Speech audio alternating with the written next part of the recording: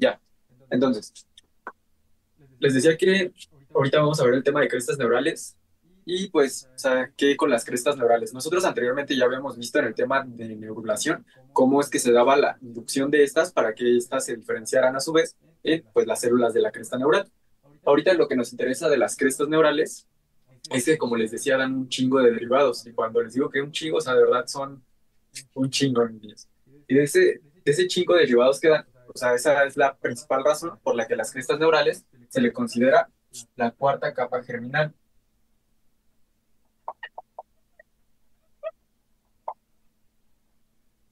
junto con las otras tres capas que pues serán el ectodermo, mesodermo y endodermo. Pero pues la cresta neural se le considera, o sea, por el chingo de derivados que da, la cuarta capa germinal. Ahora, para ver el desarrollo de cómo se va a dar la cresta neural, lo primero que tenemos que ver es, bueno, como primer paso, el origen, inducción y la especificación de la misma.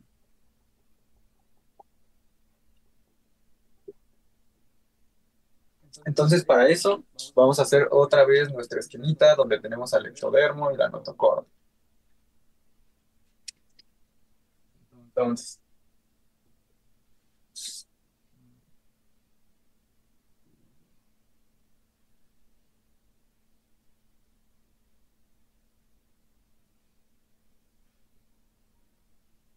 vamos aquí al ectodermo.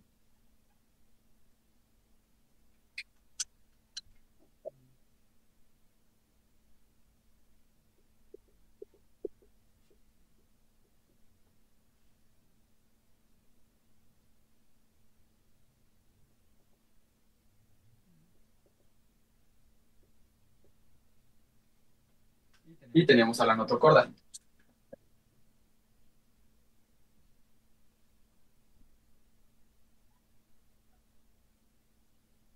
Entonces, quedamos que el ectodermo iba a estar expresando BMP4, la misma historia.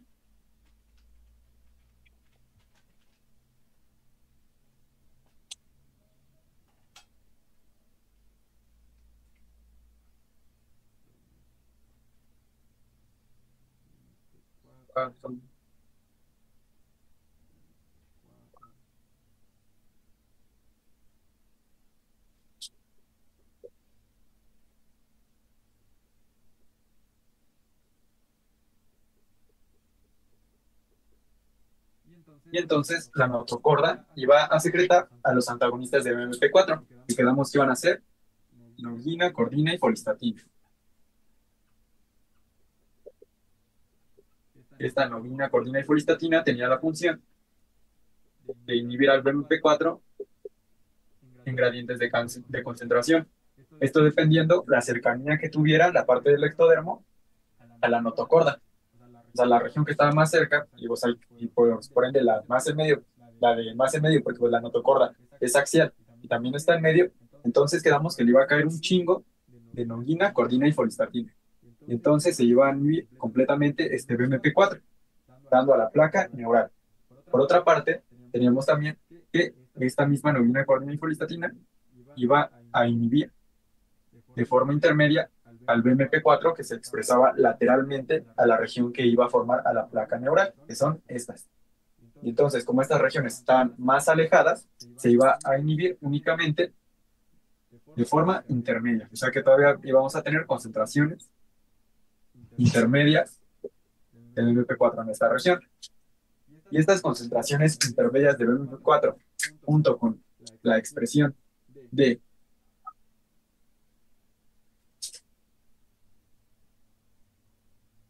SNIL 1,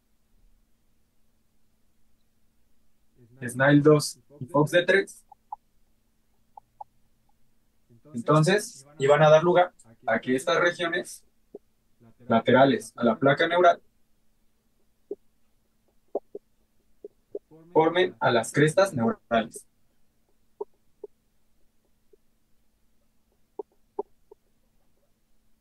Aquí a lo mejor ustedes me dirán, oye Jonathan, no me chingues, ¿dónde está el SLUC 2, no? porque pues, o sea, anteriormente les había dicho que era Snail uno, el 2 y que era Snail uno, el Slug y el Fox de 3. Pero esto se me hace súper raro en los libros de verdad, o sea, tanto en Carson como en Ortega, porque anteriormente en el capítulo de plan corporal del embrión, ellos a este, bueno, pues le llamaban Slug, pero posteriormente, si ustedes avanzan y ven el capítulo del sistema nervioso, que pues ya son de los últimos, pues ahora se les antoja llamarle de otro nombre y dicen de que no, pues es que ya no se le conoce como Slug y el nombre más actual es Snail 2. Pero pues, o sea, sigue siendo el mismo Sloop que yo les había dicho anteriormente. Bueno, ahora que ya quedó un poquito más claro esto, entonces continuaríamos con lo siguiente. ¿Alguna duda hasta ahorita de la inducción o todo bien?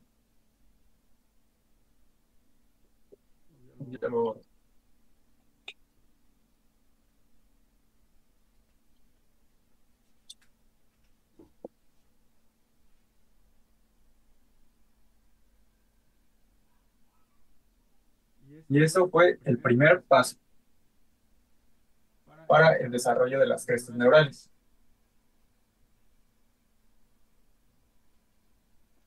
Ahora, el segundo paso va a ser la transición epitelio-mesénquima. Que para esto,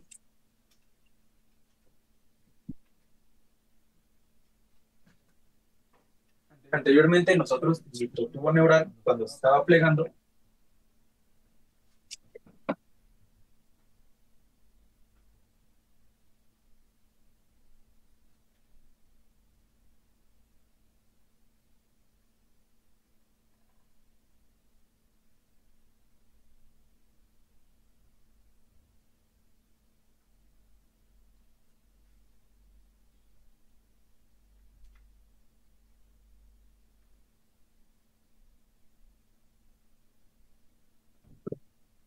perdón, estas células tenían un carácter epitelial. Nuestras células de la cresta neural eran epiteliales y estaban unidas mediante moléculas de adhesión intercelular, entre ellas las E-caderinas. Estas E-caderinas que expresaban estas células cuando eran epiteliales se les conoce como las caderinas de tipo 1.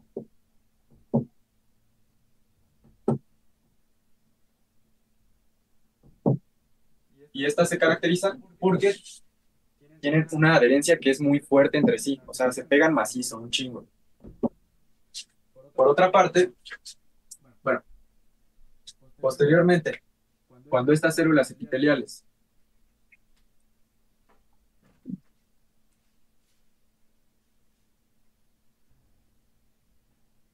comienzan a expresar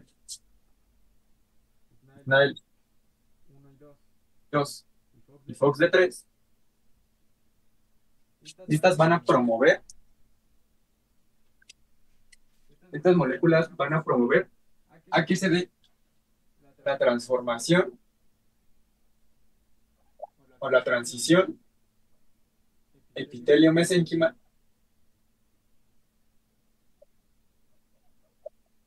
y el desprendimiento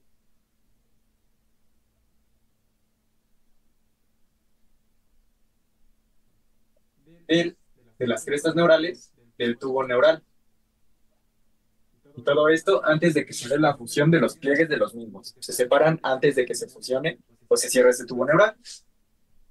Bueno, entonces, ahora como nuestra célula ya no es epitelial, se convierte en una célula mesenquimatosa.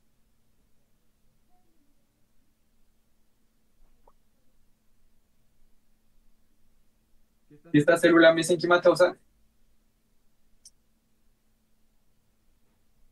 se caracteriza porque ya no va a expresar cadeninas de tipo 1, sino que ahora va a expresar las cadeninas de tipo 2.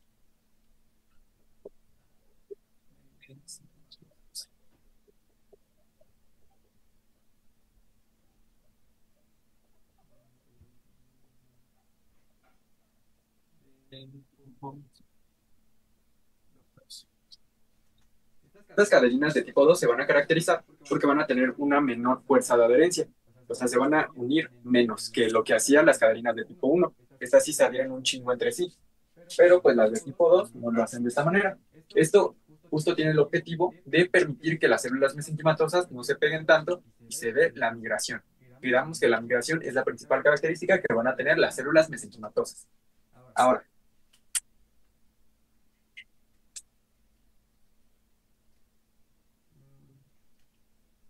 para continuar, vamos a ilustrar entonces cómo es que quedaría separado nuestro ectodermo.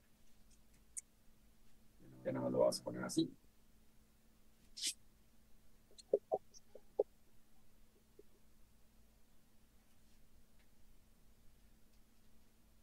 Nuestro tubo neural en esta región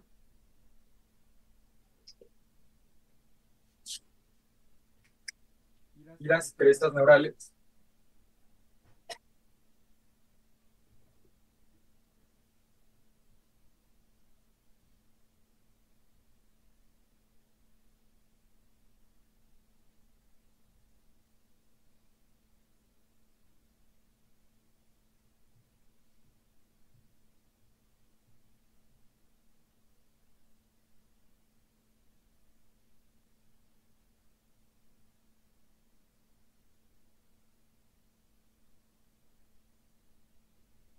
que pues ya se separaron y estas crestas neurales quedan laterales al tubo neural. Ahora, en este caso no es que las crestas neurales únicamente se vayan, o bueno, vayan a verse de esta manera porque no es como que solo se desprendan de esta región del tubo neural. Recuerden que aquí estamos viendo un corte transversal. Lo que realmente ocurriría lo veríamos en un corte dorsal, donde ponemos, bueno, en una vista dorsal, donde aquí sería este mi tubo neural.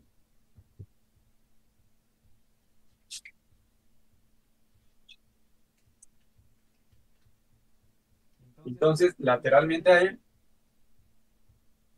van a estar todas las células de la cresta neural que se desprendieron, o bueno, que se acaban de desprender, y quedan a lo largo de todo el tubo neural. No es como que nada más estén en una región, como se observa aquí, sino que abarcan todo el tubo.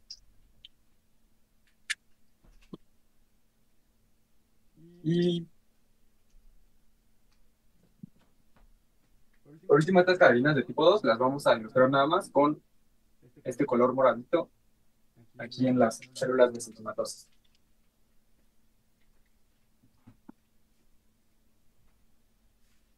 Y eso con respecto a la transición epitelio-mesénquima. Hasta ahorita alguna duda con el segundo paso, todo bien. No, Doc, todo bien. Va. Entonces, o sea, justo déjenles comparto pantalla rápido.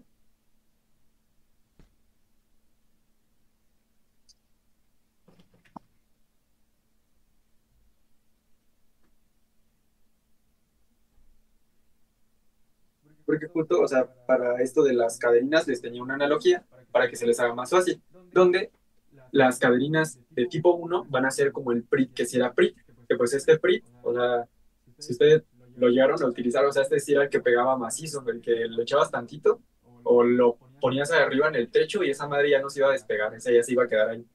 Entonces, pues es como las cadenas de tipo 1 que quedamos que tenían una adhesión muy fuerte entre ellas. Después las cadenas de tipo 2, estas van a estar representadas por el otro PRIT, que no es el PRIT, que es el de la marca Dixon, que este, pues, o sea, sí pega, pero pega menos. Y pues de esta manera pueden diferenciar de una forma más sencilla cómo es que trabajan las cadenas de tipo 1 y de tipo 2. Y ahora vamos a continuar con lo siguiente. O bueno, el siguiente paso. No, no, aquí mismo, cara.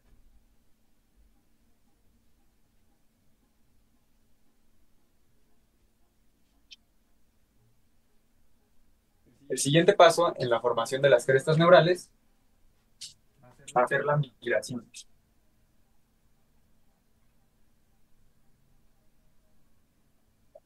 Y aquí en este caso, a lo que nosotros nos interesa ver o hablar son los componentes de la matriz extracelular, lo, a- bueno, se abrevia de esta forma, matriz extracelular, que pueden favorecer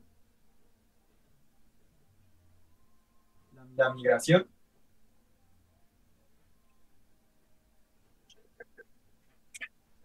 o otros componentes que pueden inhibirla.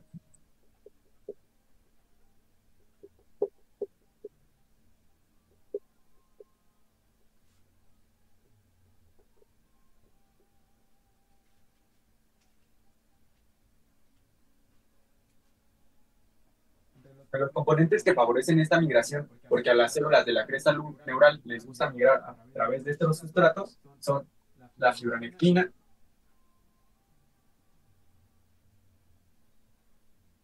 la minina y la colágena de tipo 4.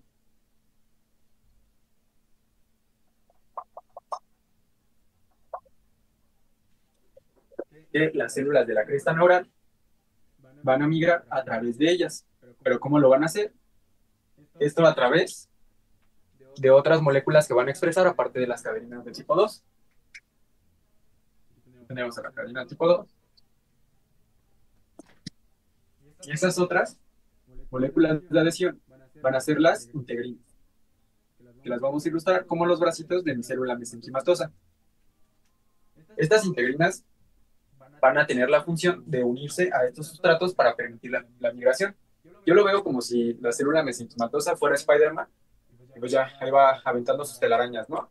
De esas telarañas van a representar a las integrinas, porque a partir de las integrinas la célula mesenquimatosa puede ir como agarrándose, por así decirlo, y entonces migrar o dar lugar al movimiento. Ahora, eso con respecto a las que favorecen la migración, porque también hay moléculas que inhiben esta migración. Entre ellas está el sulfato de condroitina.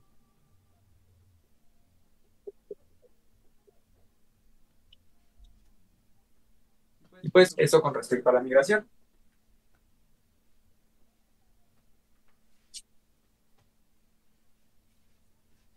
Ya nada más nos faltaría el último punto en el desarrollo de las crestas neurales,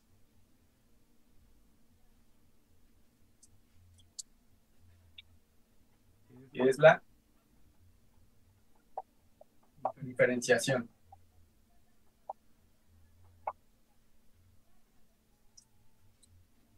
Que aquí ya involucraría pues entrar de llenos al tema de crestas neurales y ver todos sus derivados.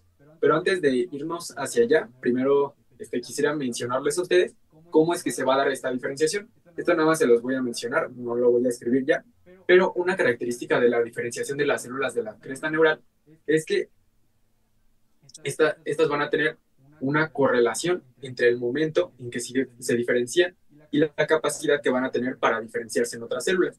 ¿A qué me refiero? Las células que se diferencien, o bueno, que migren primero, van a tener la capacidad de diferenciarse en varios tipos de células. Por otra parte, las células que ya migren pues en un estadio más tardío, ya únicamente van a tener la capacidad de diferenciarse en una célula, la cual sería los melanocitos. Esto en cuanto a la temporalidad. Una analogía a esto puede ser, o sea, como la elección de sedes que nosotros hacemos para el internado en el quinto año de la carrera, ¿no? O sea, entre más promedio tengas, pues tú vas a poner a elegir primero, y por ende vas a tener la capacidad de elegir a la sede que tú te quieres ir. Pero pues si ya eres el último folio de la generación, el último promedio, pues entonces ya no vas a tener esa capacidad de elegir a dónde te quieres ir y pues solo va a ser o sea, lo que queda, ¿no? Y pues así es como funciona esta diferenciación de las células de la cresta neural. Otra característica que va a tener esta diferenciación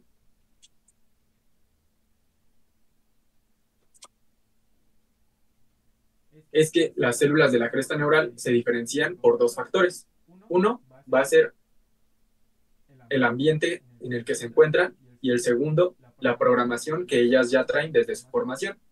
Esto quiere decir que las células de la cresta neural no nada más, o sea, se diferencian por lo que ya contienen en su información genética dentro de ellas, sino que estas también van a reaccionar al ambiente.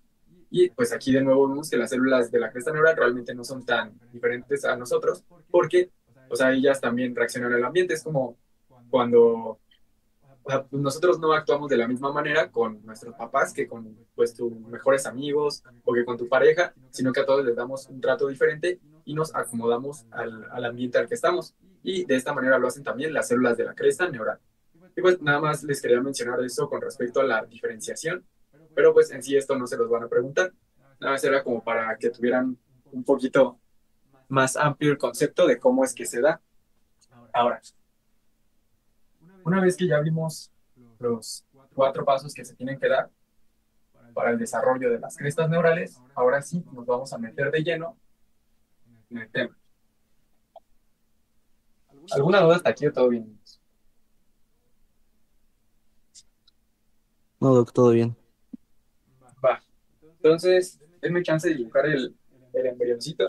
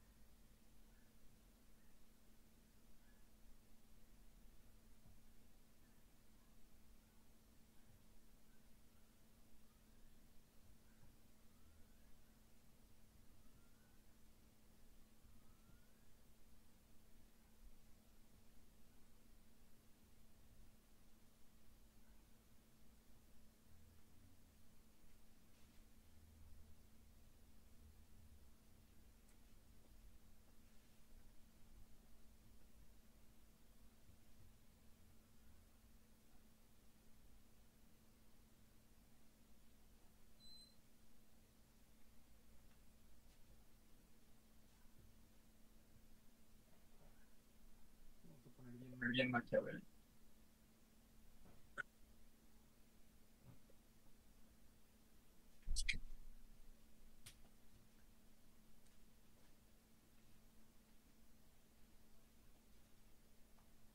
Y aparte de poner nuestro embrión, también vamos a poner al, a las vesículas secundarias ya diferenciadas, que estas nos van a servir como un punto de referencia para saber de dónde se están desprendiendo estas células de la cresta neural, ya que esto va a tener una relevancia dependiendo hacia el dónde van a migrar. Entonces, pongamos...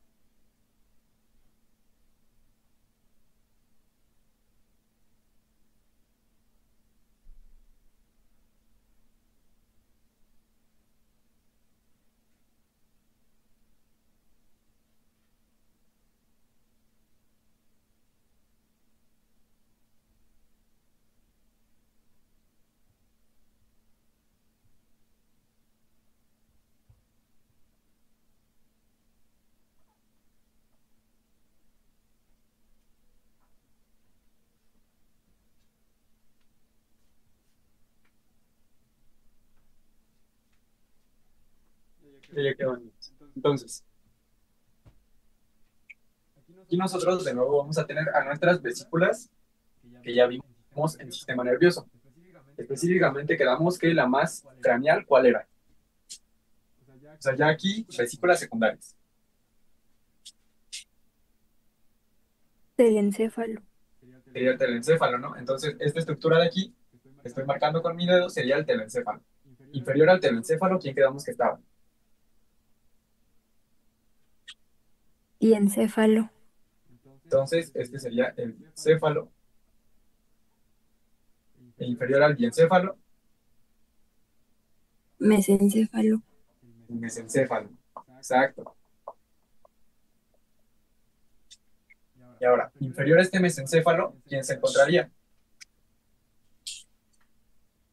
Metencéfalo. Exacto, el metencéfalo, ¿no? El metencéfalo y el mielencéfalo. Y aquí a lo mejor ustedes me dirían, oye, Jonathan, no me chingues, ¿no? Pues esto ya no se parece en nada al metencéfalo y mielencéfalo. Bueno, mis niños, esto en sí, todo esto que estoy marcando aquí, esto es el rombencéfalo antes de que se dé la formación correcta de las vesículas secundarias que quedamos que eran metencéfalo y mielencéfalo. Esto no se los había explicado anteriormente en la clase de sistema nervioso porque iba a ser un poquito más complicado en ese tema, pero ahorita ya es necesario que comprendamos, porque el rombencéfalo,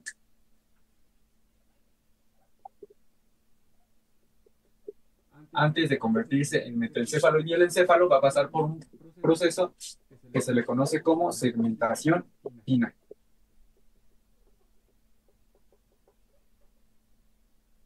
Esta segmentación fina va a producir que el rombencéfalo dé origen a 7 estructuras que se conocen como los rombómeros, que son estas de aquí. Entonces podemos poner aquí, este sería el R1, rombómero 1, el 2, el 3, el 4, el 5, el 6 y el 7. Da lugar a la formación de 7 rombómeros. Y ahorita ustedes a lo mejor se preguntarán, o sea, ¿cómo, cómo a partir de los rombómeros de la nada se forma el metencéfalo y el mieloencéfalo? Bueno, mis niños, este estadio de los rombómeros de la segmentación fina del rombencéfalo únicamente va a ser transitorio. Esto quiere decir que solo va a estar, pues, solo se va a visualizar de esta manera por un corto periodo de tiempo, porque posteriormente se va a dar el crecimiento de estos mismos rombómeros que van a producir que se pierdan los límites visibles que hay entre cada uno y entonces ahora sí se dé lugar al territorio que correspondería al metencéfalo y el mielencéfalo. Y esto a lo mejor sonó como muy raro, pero pues para esto, yo aquí, bueno, quién sabe si se vea, aquí sí yo creo que sí se ve. Yo aquí tengo a 7 rombómeros, ¿no? Que pues quedamos que es la segmentación fina del rombencéfalo. Entonces, déjenlos, los acomodo un poquito, los pego tantito.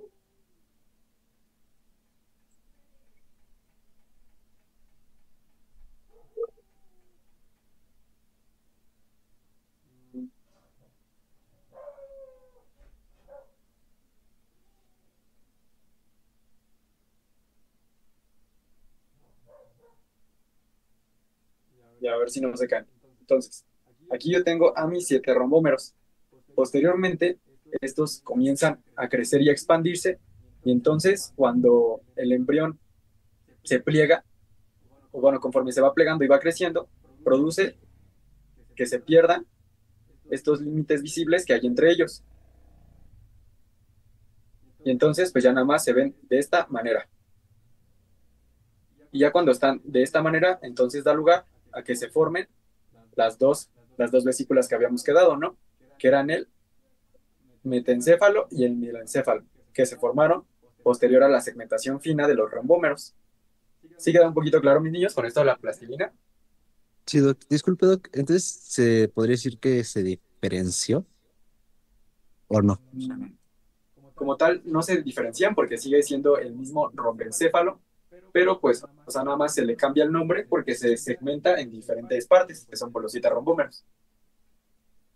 Sí, Gracias, Doc. Sí, gracias. va. Entonces, esta segmentación fina que acabamos de mencionar no nada más le ocurre al rombencéfalo, sino que también le ocurre al prosencéfalo.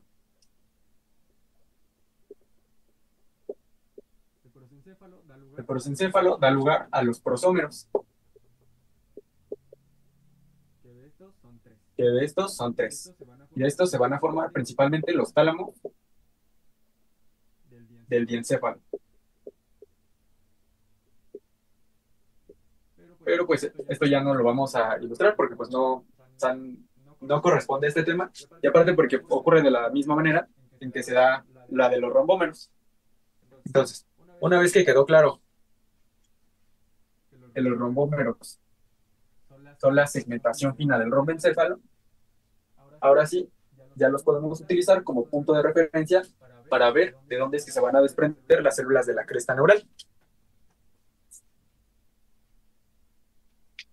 Y pues para comenzar, la cresta neural se va a subdividir en tres regiones.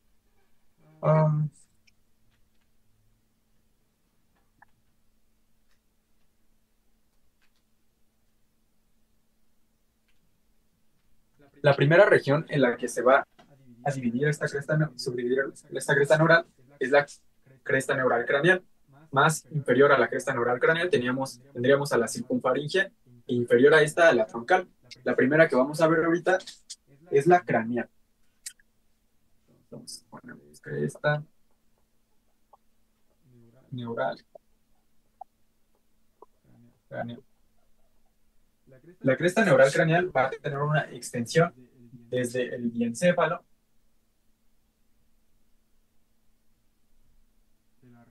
de la región anterior del diencéfalo hasta el rombómero número 7.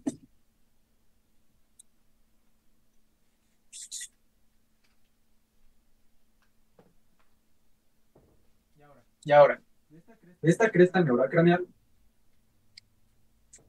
te van a dar tres corrientes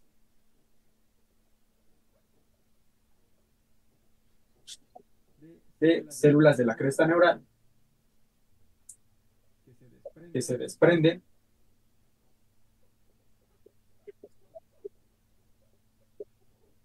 a nivel del romboencéfalo, o sea, de los rombómeros,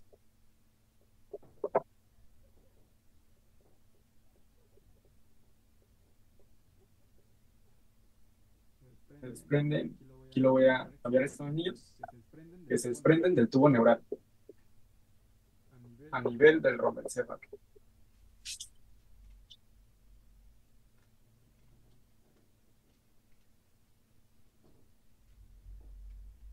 Entonces, para que quede 100% claro esto que les estoy diciendo, las células de la cresta neural, o sea, yo les voy a marcar ahorita con flechas, o sea, como que se originan como si se originaran del romboencéfalo, pero realmente no es así.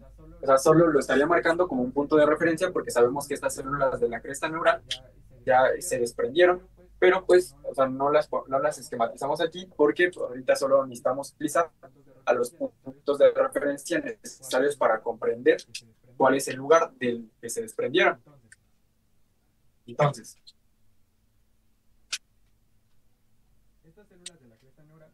estas células de la cresta neural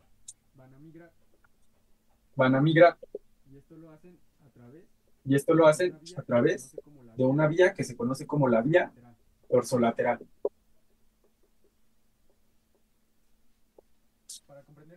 Para comprender esto de las vías por las cuales se van a dar la migración de las células de la cresta neural, nosotros necesitamos ilustrar a nuestro embrión en un corte transversal de nuevo, donde vamos a poner unos puntos de referencia para poder ubicarlo. Pondríamos aquí al tubo neural.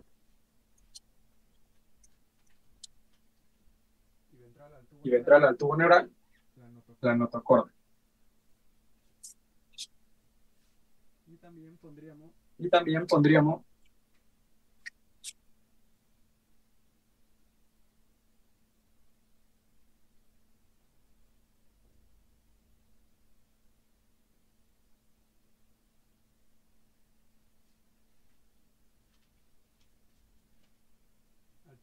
al tubo digestivo de nuestro embrión, que sería este de aquí. Esto nada más es para ubicarnos, realmente ese ahorita no nos interesa mucho. Pero con respecto a las vías, este va a migrar por una vía dorsolateral. Nosotros vamos a tener tres vías de migración diferentes por las que pueden pues, irse las células de la cresta neural. Entre ellas, la primera, por la que van a migrar ahorita estas células de la cresta neural, la vía dorsolateral. ¿Por qué se dice que es vía dorsolateral? Porque aparte de esta vía que van a utilizar las células de la cresta neural en este caso, también hay otras vías que son ventrales. Y como estas son ventrales, pues ni modo que le pongan a la que está más dorsal, que pues también es ventral. Entonces por eso se le da el nombre de dorsal. Para empezar, dorso. El lateral viene porque pues estas viajan más hacia la región lateral, que sería esta. Para acá es lateral y para acá sería medial. Igual lo ponemos. Para este lado sería dorsal y hacia este otro sería ventral. Entonces, es dorsolateral porque, pues, o sea, migra más hacia la región dorsal del embrión y lateral porque se va más hacia la región lateral. Ahora, de esta vía dorsolateral, a partir de esta migración, las células de la cresta neural craneal van a poblar o pueblan a los primeros tres arcos faríngeos. Les voy a decir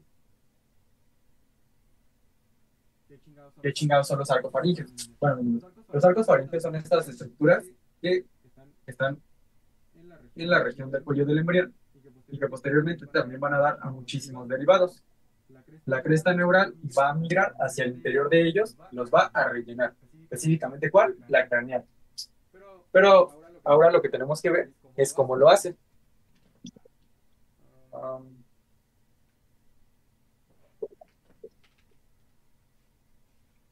Bueno, las células de la cresta neural que se desprenden a nivel, bueno, el tubo neural a nivel de R1, R2 y R3 van a rellenar o van a migrar hacia el interior del primer arco faríngeo. Se lo ponemos por acá.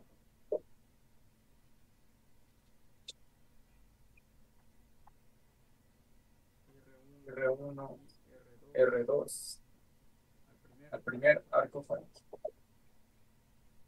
R3 lo ponemos aparte porque R3 aparte, bueno, o sea, aparte de rellenar al primer arco faríngeo, también va a rellenar parte del segundo. Entonces le ponemos aquí primer y segundo arco faríngeo, que lo vamos a abreviar como AF. Posteriormente, R4 y R5 también van a rellenar el segundo arco faríngeo.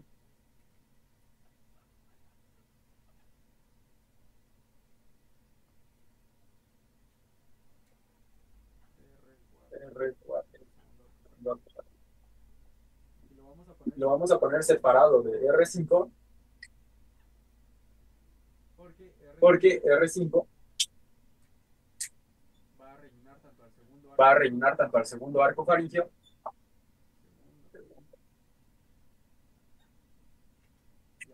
y al tercer arco faríngeo también.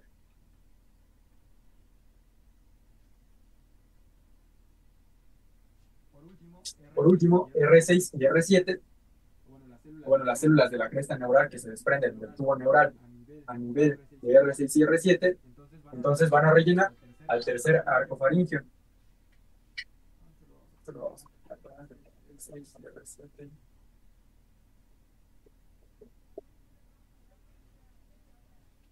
Y de esta manera es como migrarían para poblar los primeros tres arcos faríngeos.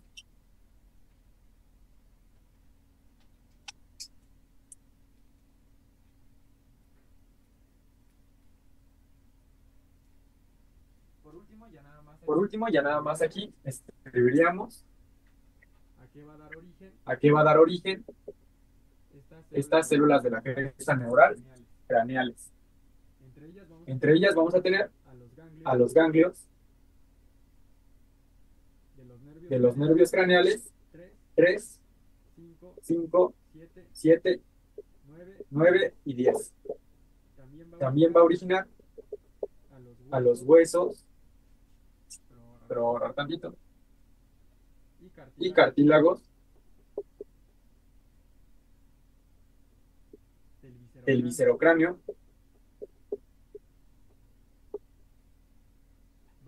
Básicamente, pues los huesos de la cara, de la región facial, ¿no? También va a dar lugar a los músculos ciliares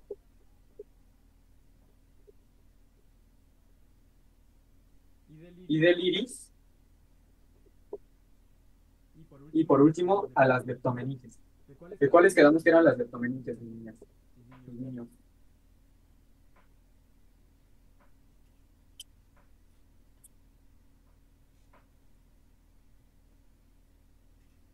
Amígdalas.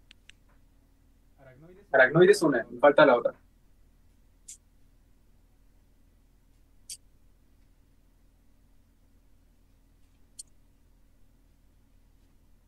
Y recuerden que de las meninges teníamos a tres capas, ¿no? Que era la madre, aracnoides y duramadre.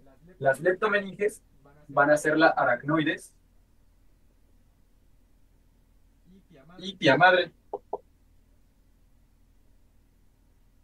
Y estas son las que se van a originar de las células de la cresta neural craneal. Por otra parte, la duramadre, que es la paquimeninge,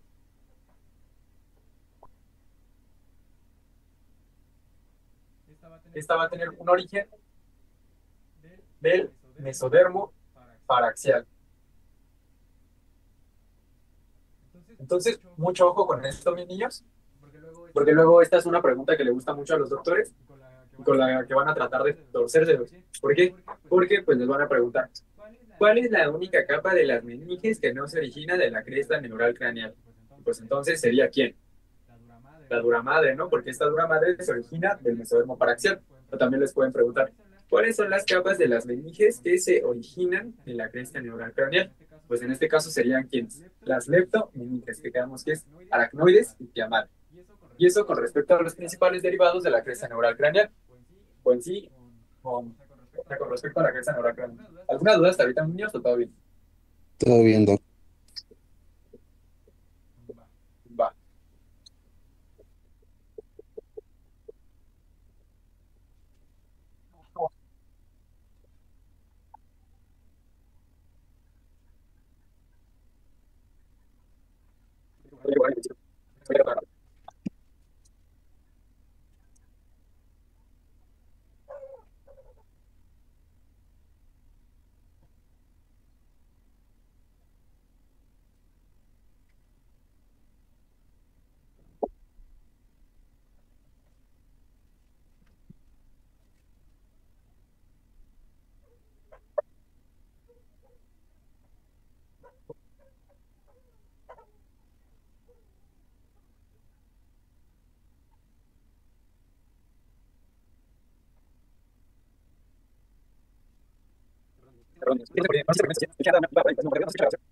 No, no sé.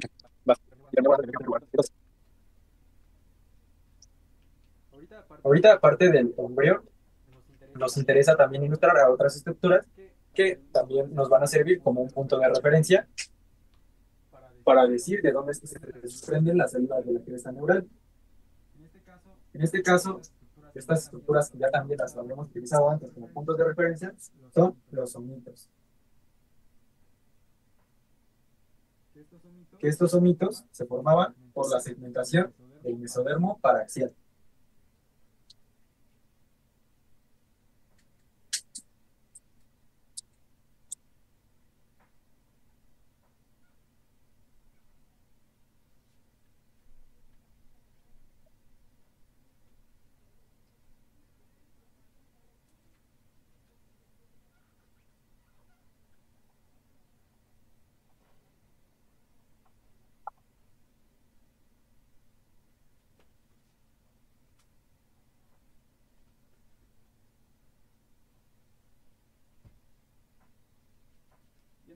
Entonces, como ya terminamos de ver la cresta neural craneal, ahora vamos a ir por la región de la cresta neural que se encuentra inferior a ella. En este caso sería um, la cresta neural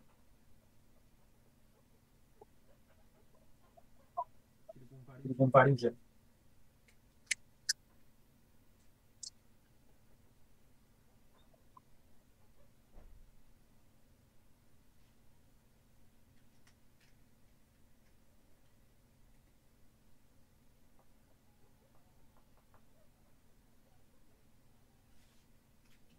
Entonces, ahorita para este punto ya no nos van a interesar mucho los arcos faringes, ya únicamente los puntos que los vamos a utilizar como nuestro punto de referencia que ya antes mencionamos. Esta cresta neural circunfaringea va a abarcar de las células de la cresta neural que se desprenden del tubo neural desde el somito número 1, que sería este de aquí, hasta el número 7, este de acá. Entonces, nosotros ponemos que se forma de las células de la cresta neural que se desprenden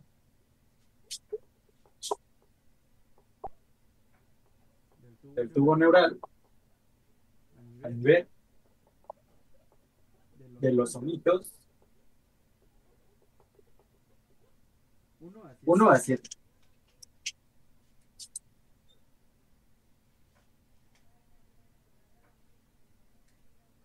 Esta cresta neural circunfaringea, a su vez, se va a subdividir en dos.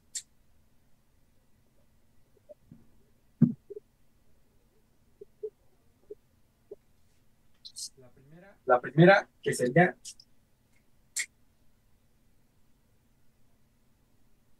la cresta cardíaca,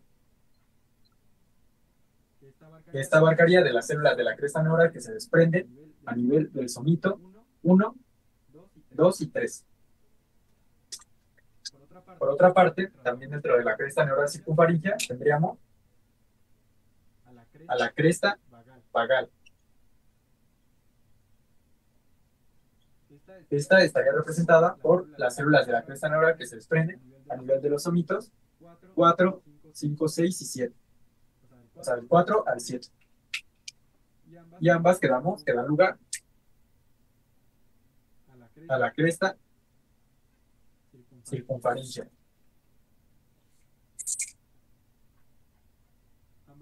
Ambas pertenecen a esa misma clasificación.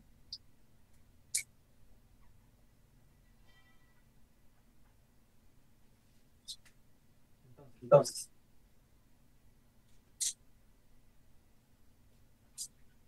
primero vamos a hablar sobre la cresta cardíaca. Esta ya dijimos que va de los somitos 1 al 3. Esta cresta cardíaca se caracteriza porque va a tener una migración por la vía dorsolateral, que es la misma que ya habíamos visto que tiene la craneal. Entonces, de nuevo, para ilustrarla, vamos a poner nosotros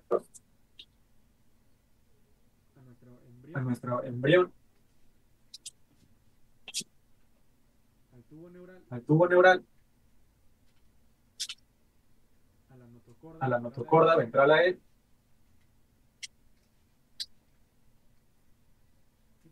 y pues obviamente las crestas neurales que estarían laterales a nuestro tubo neural.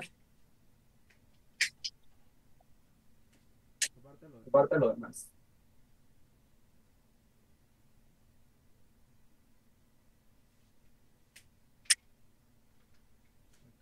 Tubo digestivo nada más como un punto de referencia también. Entonces, en este caso, la cresta cardíaca también va a migrar por la vía dorsolateral, que es esta de aquí.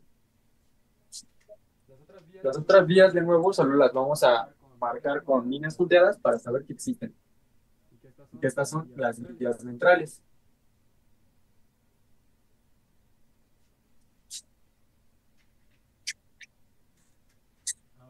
Ahora, a partir de la migración por esta vía, entonces, si es la cresta cardíaca, ¿a qué derivados creen que originen?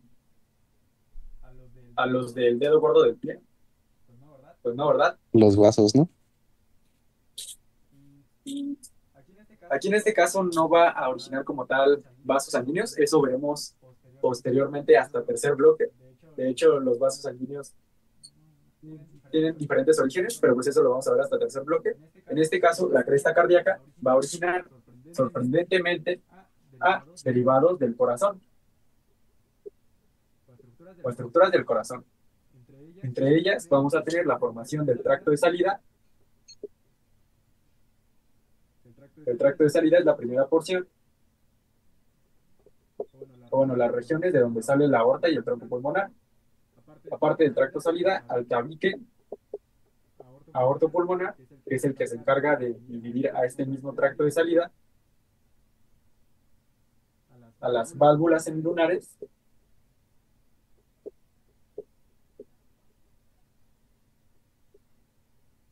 y parte del tabique interventricular, o sea, el que divide al ventrículo derecho del izquierdo.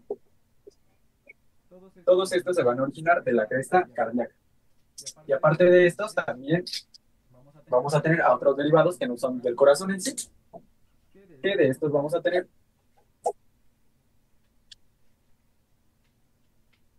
al tejido conjuntivo, el timo, paratiroides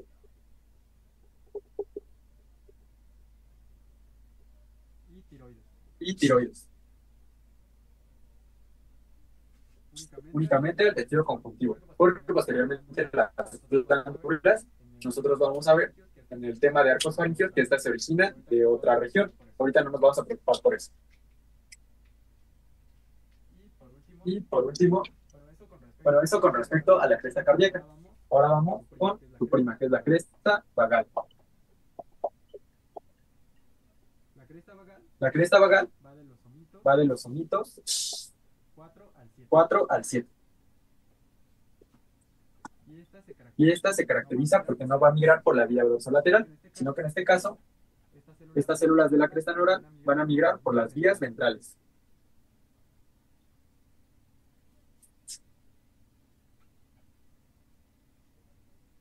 Entonces vamos a ilustrar esas vías ventrales. De nuevo, nuestro embrión, tubo neural, la notocorda,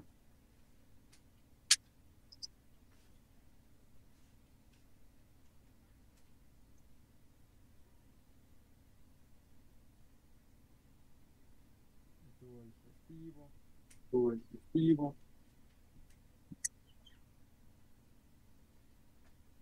pues las crestas neurales, laterales al tubo neural. Estas crestas neurales, entonces, en este caso, van a migrar de la siguiente manera: por las vías ventrales. Que de estas hay dos vías ventrales.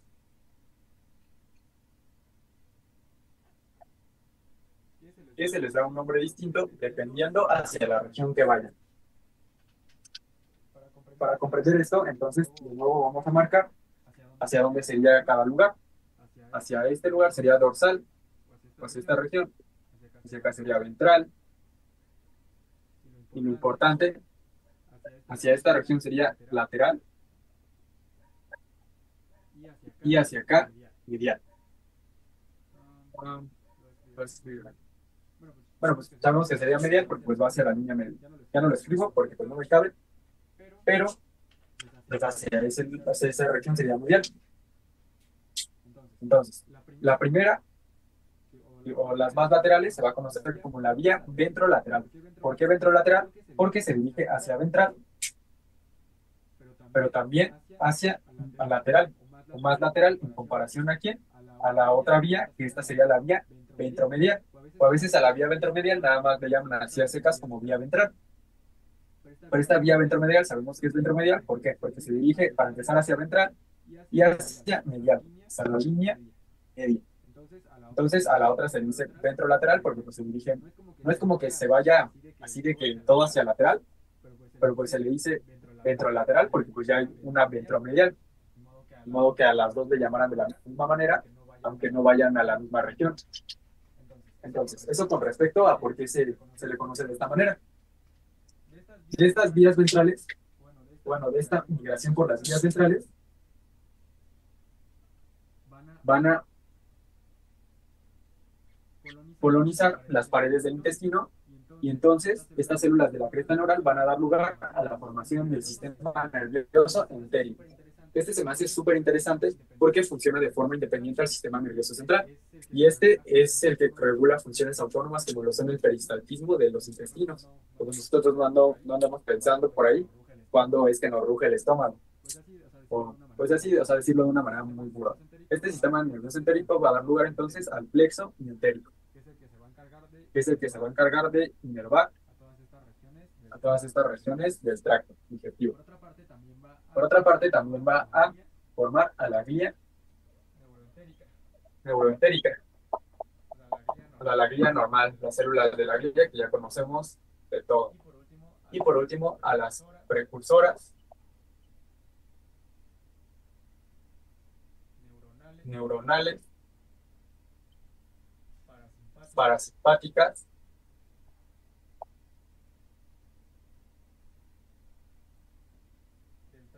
del tracto digestivo.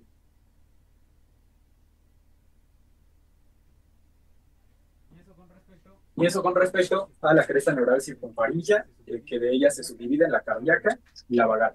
¿Qué es lo que sí o sí se tienen que saber? Que pues la cardíaca va a dar derivados del corazón, que son estos, y la vagal al sistema nervioso entérico. Eso sí se lo tienen que saber, no, no se les puede olvidar. De esta vagal, sistema nervioso entérico. Porque esto sí se los pueden preguntar hasta en el DEPA. ¿Alguna vez aquí todo bien? Todo bien, Doc. Va. Ya nada más nos faltaría la última subdivisión de la cresta neural.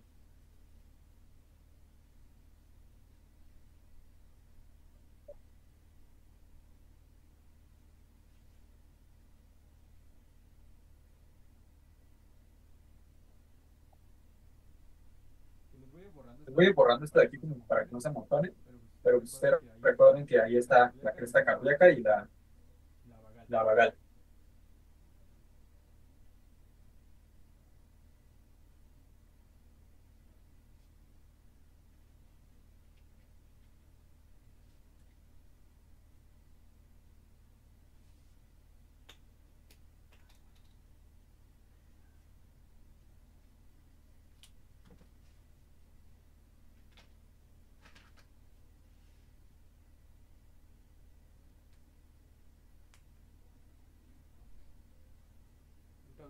Entonces, ahora nosotros vamos a ver cómo es que se va a dar el desarrollo de la última subdivisión.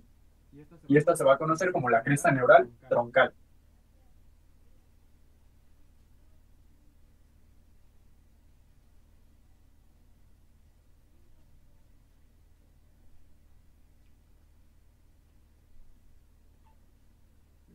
Esta neural troncal. Y esta se va a formar de las células de la cresta neural que se desprenden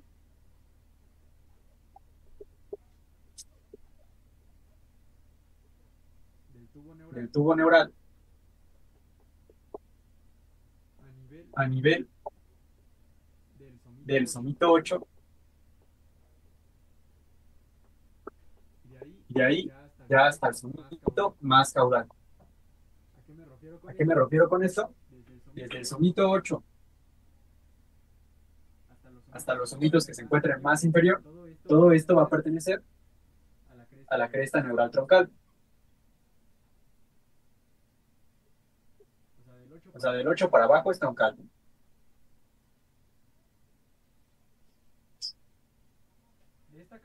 Esta cresta neural va a tener 3 vías de migración.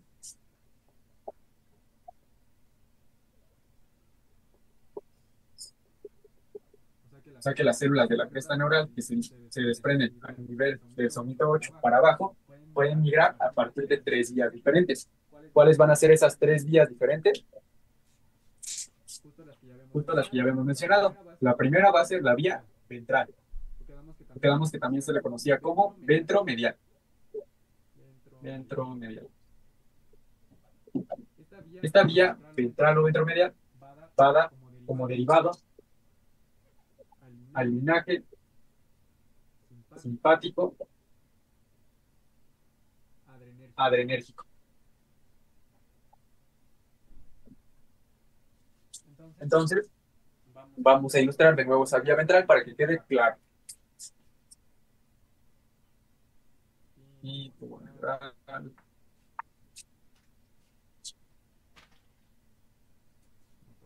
gorda y las crestas neurales.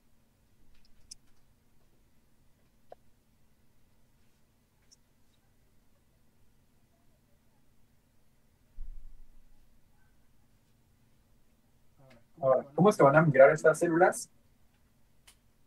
A través de la vía ventramediana, que es la que va hacia ventral y hacia la línea media. Las otras vías, de nuevo, también nada más las vamos a remarcar para saber que existen, pero en este caso la migración no se da por ahí. Ahora, gracias a la migración por esta vía ventral, es que se forma este linaje simpático adrenal, que este es el que va a dar lugar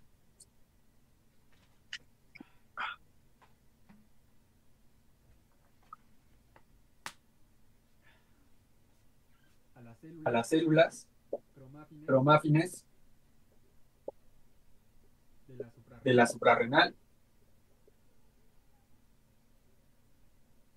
Estas son las células que dan origen a la médula de la suprarrenal. Posteriormente, ustedes van a ver en histología que la suprarrenal se divide en corteza y médula. La médula se va a originar a partir de las células de la cresta neural troncal. Ahora, también esta va a formar a las neuronas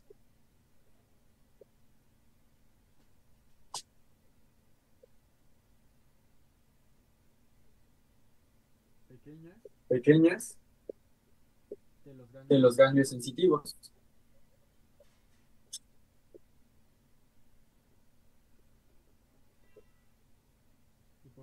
Y por último, a neuronas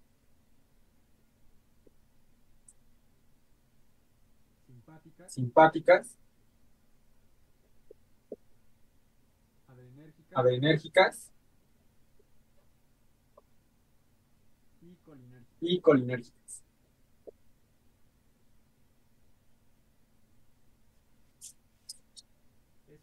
Eso con respecto a las células que migran por esta vía. Aparte de la vía ventral, también pueden migrar a partir de la vía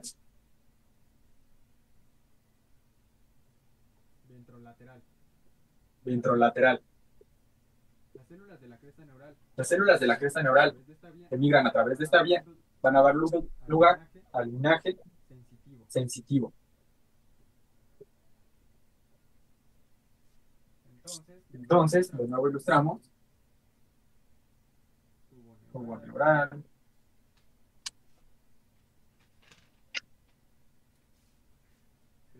crestas neurales, a la notocorda,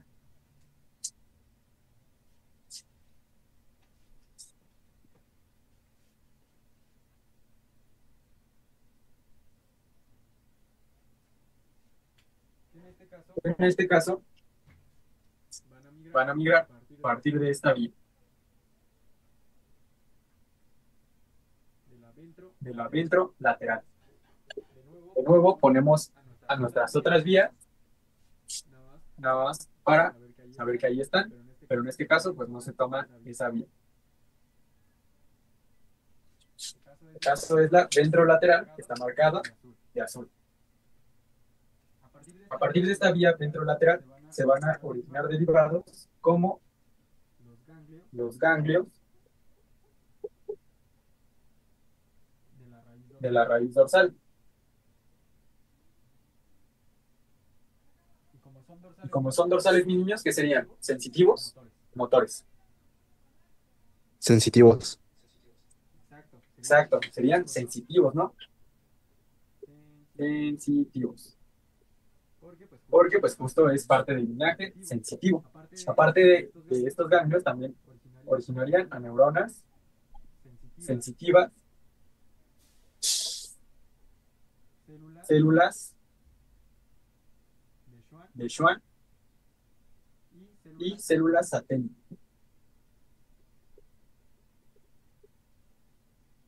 Estas pertenecen, o bueno, todo esto que acabamos de ver de la vía ventrolateral del linaje sensitivo pertenece a la clasificación del sistema nervioso periférico.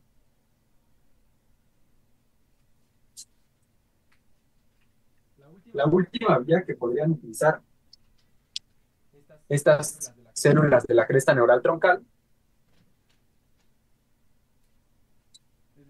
es la vía dorsolateral. Estas se va a encargar de originar al linaje de los melanocitos.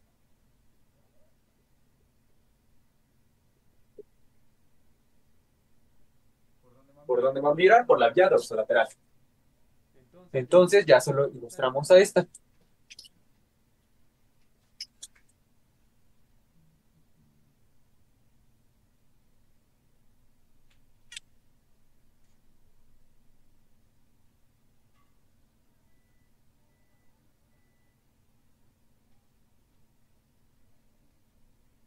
De las células de la cresta neural son las verdes laterales al tubo neural. Entonces, estas van a utilizar la vía dorsolateral.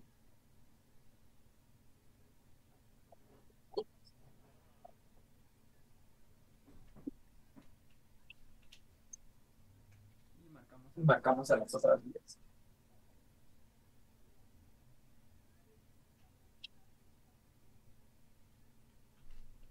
A través de la migración de estas células de la cresta neural troncal por la vía dorsolateral, van a formar el linaje de los melanocitos, que pues va a formar entonces a los melanocitos.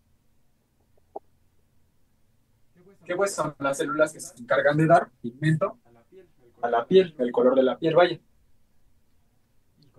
Y con eso terminaríamos las células de la cresta neural troncal. ¿Alguna duda de esto, mis niños? ¿O todo bien? Todo bien, Doc. Va. Entonces,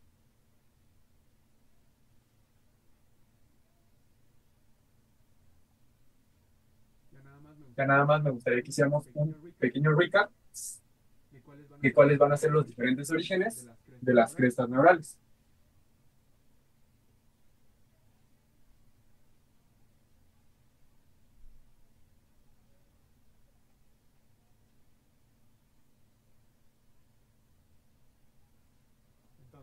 Entonces,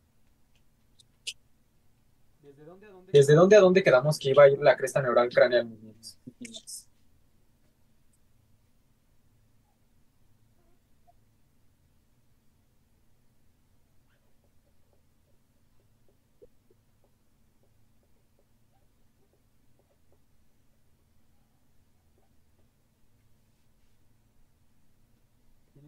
En este caso sería desde la región anterior del diencéfalo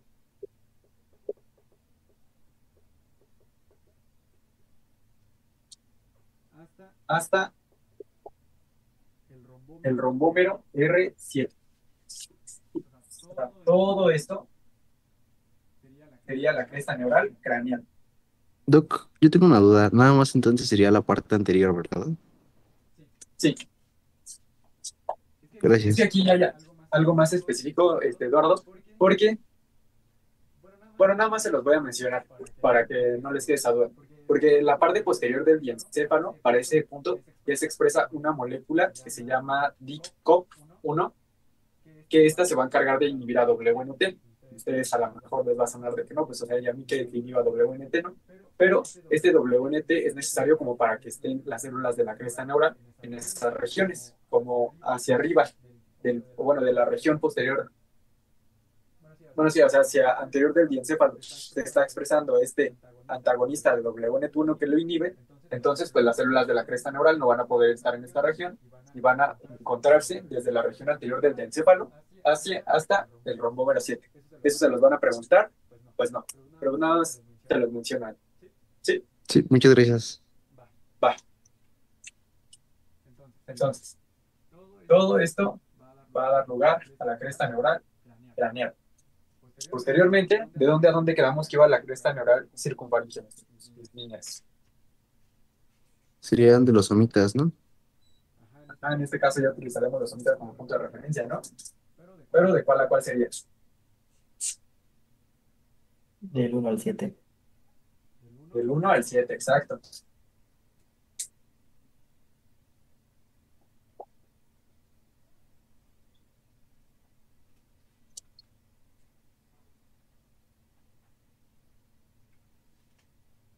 Del 1 al 7. Que del 1 al 3 iba a formar a la cresta.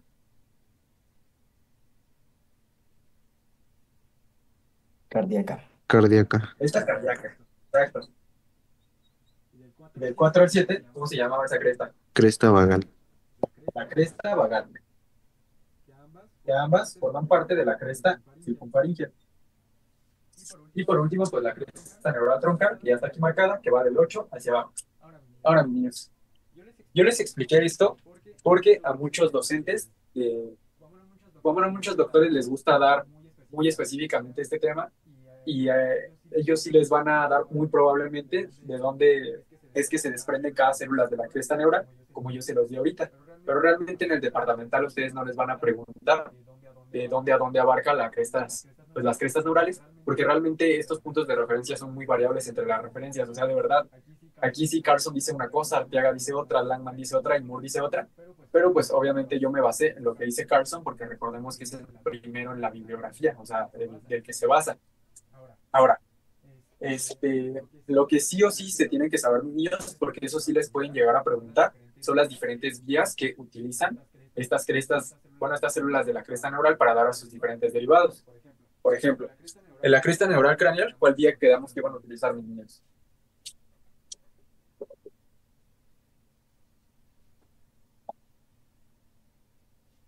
Lateral. La vía dorsolateral, exacto. Esa es la vía que van a utilizar. De la cresta circunfaringia, la cardíaca, ¿cuál quedamos que va a utilizar? Igual, dorsolateral. Dorso ventral, ¿no? Aquí sería dorsolateral, la misma que la craneal. La cresta vagal, ¿cuál quedamos que va a utilizar?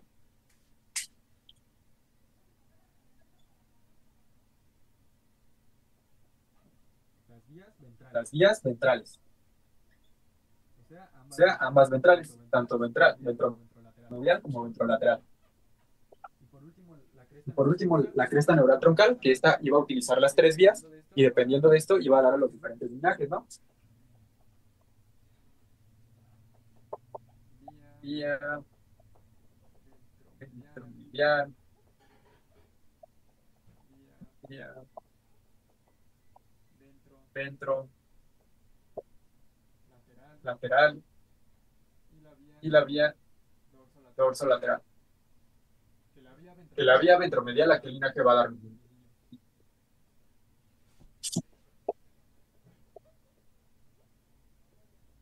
Al linaje simpático. Simpático, adrenal. Y la ventrolateral, Al linaje sensitivo. al linaje sensitivo. Y por último, la dorsolateral, A los melanocitos. al linaje de los melanocitos. Justo.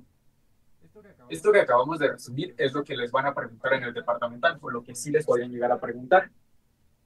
Esto y aparte los derivados que vimos. Esos derivados también se los pueden preguntar. Entonces, aquí lo que yo les recomendaría es que a lo mejor no tienen que aprenderse así de que específicamente de dónde es que se desprenden las células de la cresta neural craneal como lo vimos, pero sí o sí tienen que saber las vías de migración, los linajes que va a dar lugar y aparte los derivados. Uno que preguntan mucho es el de los melanocitos. De hecho, el anterior departamental y el anterior a ese, creo que lo preguntaron de dos diferentes maneras, pero el primero que preguntaron era qué vía utilizaban.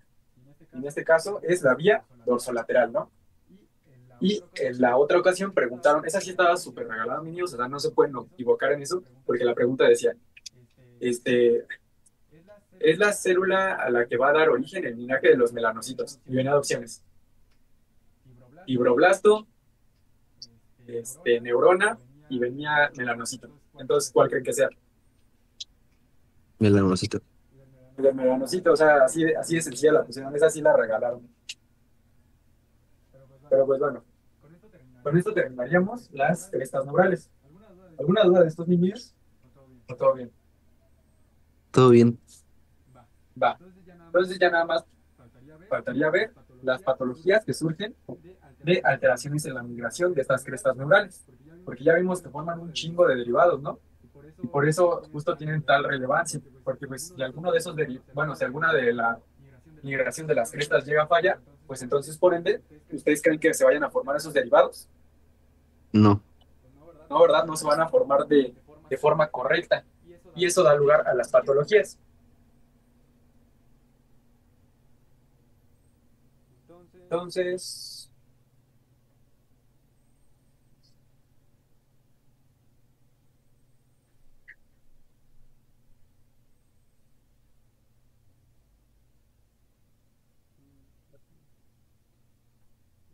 les comparto pantalla para pues hablar de ellas.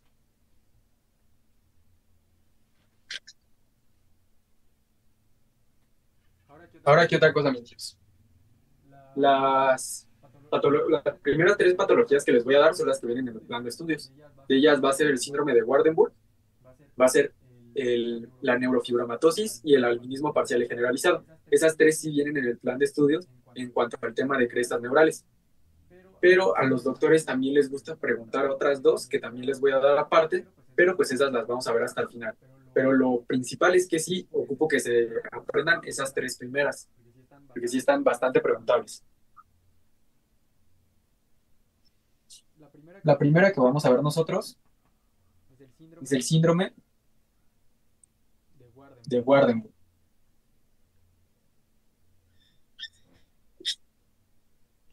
Que este se va a dar por una alteración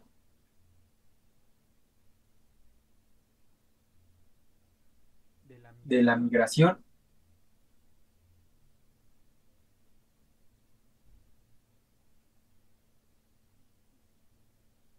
de las células de la cresta neural troncal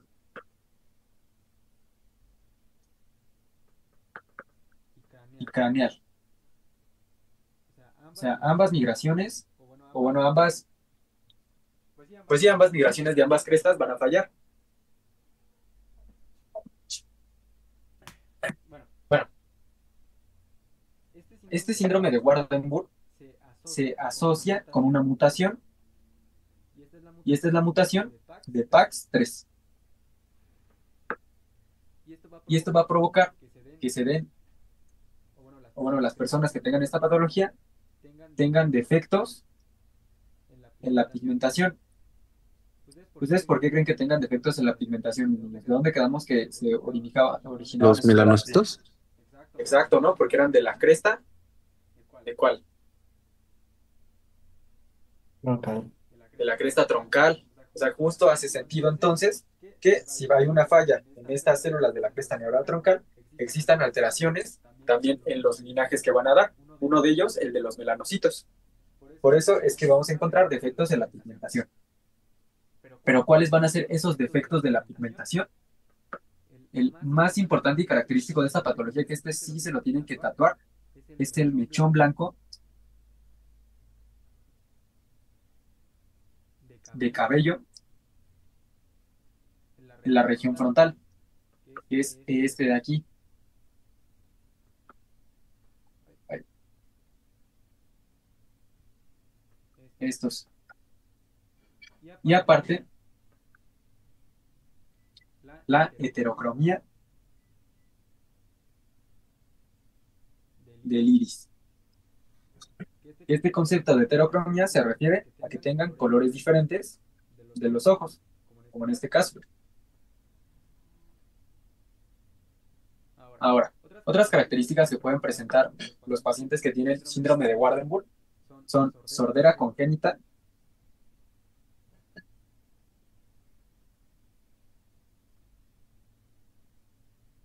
paladar hendido,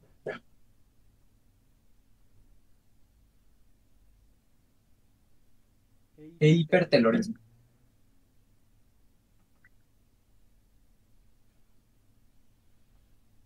El hipertelorismo es la separación excesiva que hay entre los dos ojos. que los vemos en este caso. ¿Se dan cuenta? Están bastante separados. Y eso es el hipertelorismo. Y eso con respecto al síndrome de Waardenburg. La siguiente neurocristopatía que nosotros vamos a ver es la neurofibromatosis. Neurofibromatosis. Esta, si ya si quieren ver muy pro, también se conoce como la enfermedad de von Recklinghausen. Pero pues nunca se los preguntan por este nombre, es neurofibromatosis. Esta neurofibromatosis se va a caracterizar porque los pacientes van a presentar neurofibromas múltiples. Neurofibromas múltiples. Estos neurofibromas múltiples son básicamente tumores de nervios periféricos originados en la cresta neural. Y estos se van a ver de la siguiente manera, como bolitas o nódulos. Todos estos son neurofibromas. Y los pacientes no es que suelan tener nada más uno o dos, sino que tienden a tener cientos de ellos. Aparte de estos neurofibromas, otra característica muy importante para reconocer esta patología es que los pacientes van a presentar manchas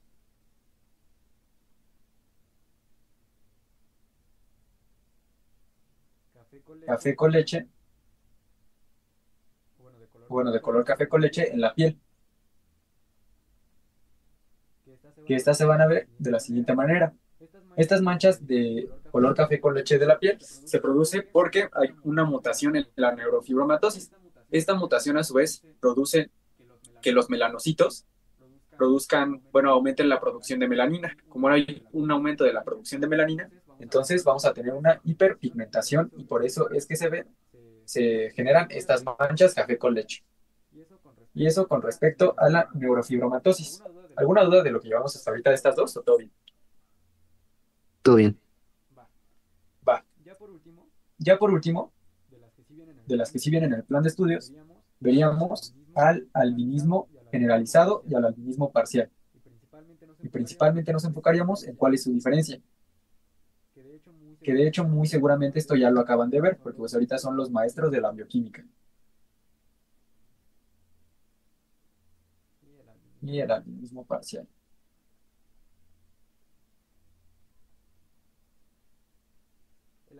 El albinismo generalizado es probablemente el que vieron en bioquímica, porque en este lo que ocurre es que no vamos a encontrar a una enzima que se encarga de convertir la tirosina en melanina. ¿Recuerdan cómo se llamaba esa enzima? Sí, de pura casualidad. No. No se preocupen, porque eso ni siquiera es de ahorita, nada más era por preguntar, pero pues esta es la tirosinasa. Como hay una ausencia de esta tirosinasa, entonces, ¿ustedes creen que se pueda producir melanina? No. Pues no, ¿verdad? No se va a poder producir. Entonces vamos a tener una ausencia de melanina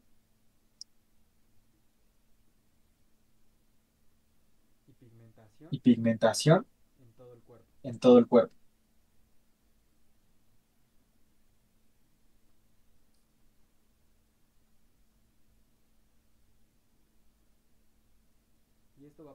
Y esto va a producir, entonces, que la piel y el pelo sea totalmente blanco.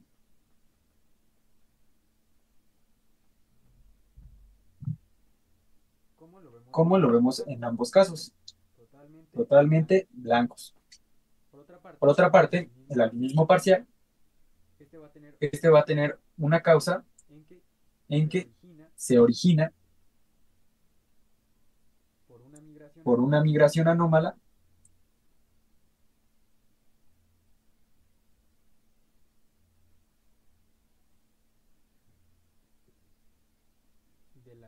de las células de la cresta neural.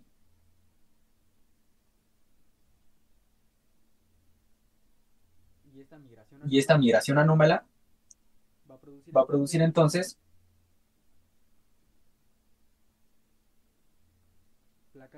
placas de pelo y piel.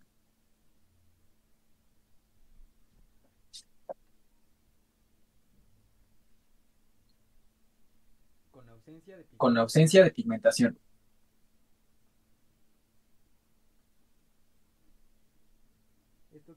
Esto quiere decir que estos casos de albinismo parcial únicamente van a tener esta ausencia de pigmentación de manera localizada y en diferentes regiones.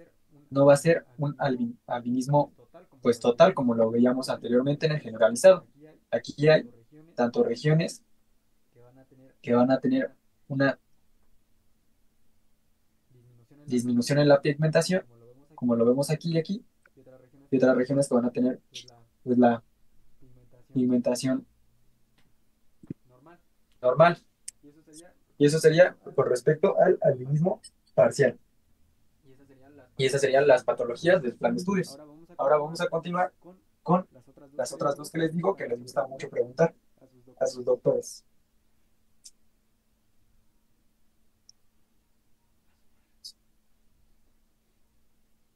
Ya. Entre ellas, la primera que vamos a ver es ¿qué pasaría si hay una deleción en el brazo largo del cromosoma, bueno, en la banda 11 del brazo largo del cromosoma 22? Que este va a dar lugar a una patología que se conoce como el síndrome de DiGeorge. Este síndrome se caracteriza porque aquí va a existir una alteración en la migración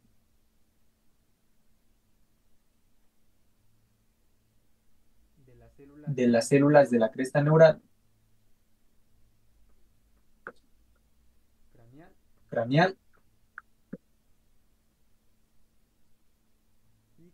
y cardíaca.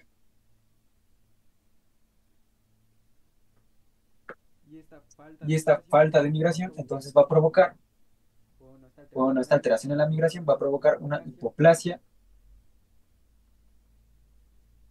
de timo, tiroides y paratiroides.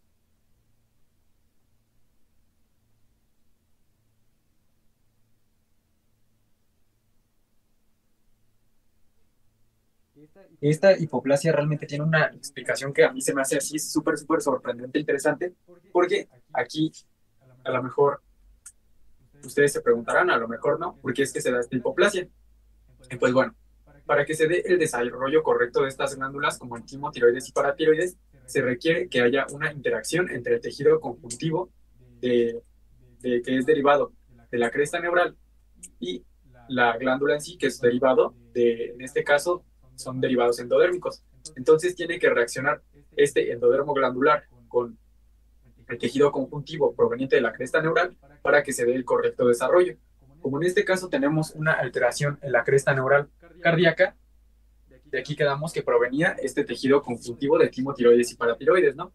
Entonces, como no se forma bien de manera correcta este tejido conjuntivo, no hay una interacción correcta entre la glándula y el tejido conjuntivo. Como no hay una interacción correcta, entonces da lugar a que no se dé un desarrollo correcto de las mismas glándulas. ¿Sí se comprende un poquito la causa? Sí, Doc. Va. Ahora, entonces, como van a tener una hipoplasia, o sea, no van a estar bien formadas, van a tener una disminución en su funcionalidad. No van a chambear bien. Aparte de esto, pues obviamente, como afecta a la cresta cardíaca, ¿qué creen que tengan? Fallos, bueno, sí, en el corazón. Efectos cardíacos. Exacto, defectos cardiovasculares. Y por último, como afecta a las células de la cresta neural craneal también, pues va a tener también defectos craneofaciales.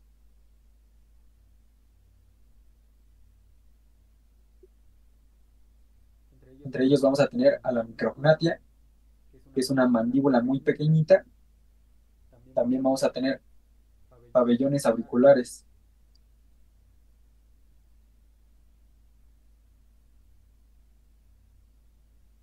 de implantación baja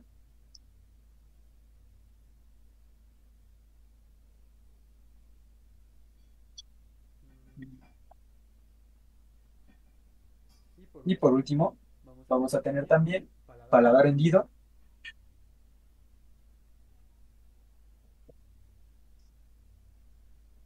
e hipertelorismo.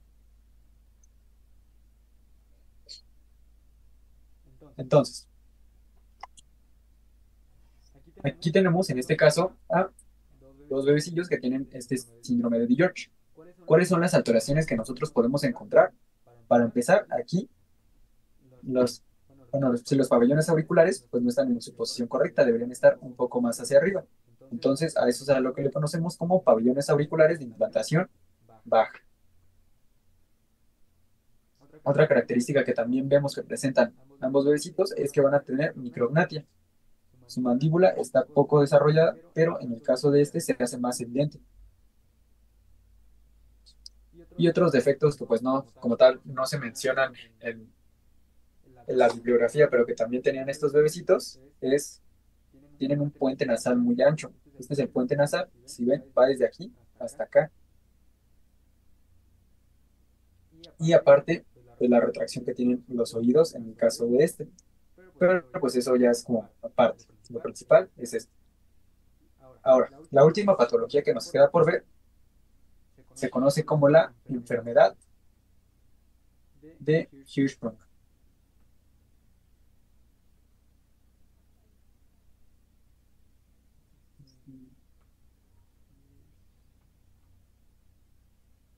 O también como megacolon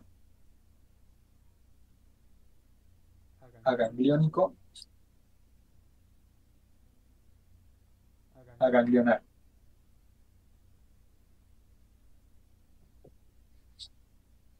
Ahora, este se va a dar por una alteración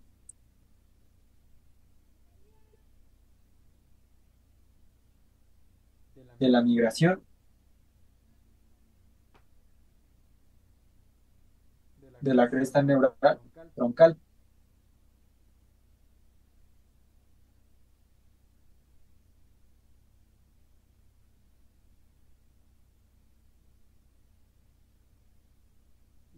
Y aquí lo que ocurre es que hay regiones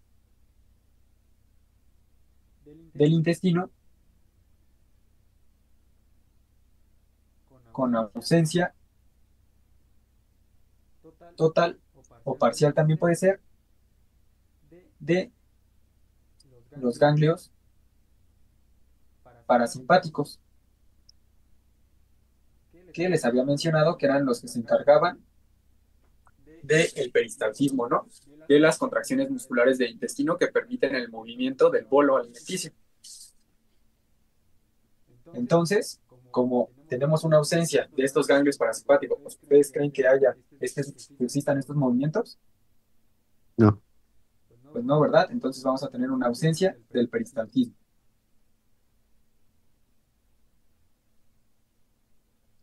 Y esta ausencia de estos movimientos va a provocar que se dé al final una obstrucción intestinal.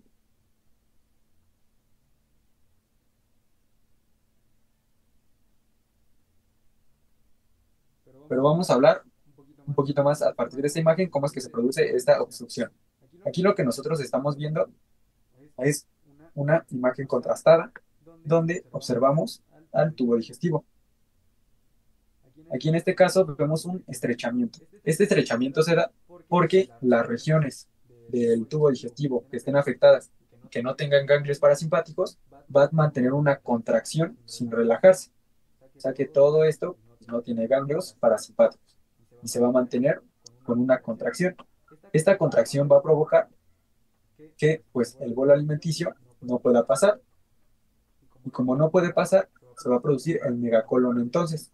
¿Por qué se le dice de esta manera? Porque pues como no puede pasar el bolo alimenticio, se va a quedar acumulando en la región que va a estar pues hacia atrás de donde está la obstrucción, generando entonces el megacolon. Y eso sería con respecto a la enfermedad de Hirschsprung. Niños, esta última patología, a pesar de que no esté en el plan de estudios, de verdad se me hace muy relevante porque esta es la principal causa congénita de obstrucción intestinal en lactantes.